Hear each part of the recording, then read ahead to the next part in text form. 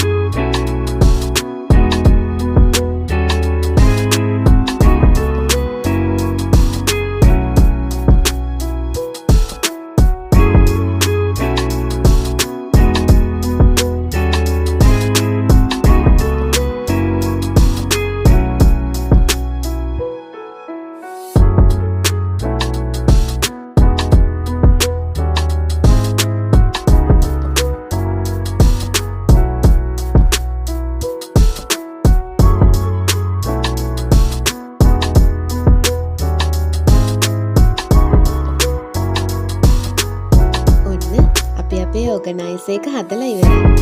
ඉතින් මොකද හිතෙන්නේ වීඩියෝ එක ගැන? වීඩියෝ එක හොඳයි නම් like එකක් දාලා comment එකක් දාන්න අමතක කරන්න එපා. තාමත් මගේ channel එක subscribe කරලා නැත්නම් subscribe කරලා bell icon all දාලා තියාගන්නත් අමතක කරන්න එපා. අලුත් වීඩියෝ එකක් අරන් ආයි ඉක්මනට මෙන්නම්.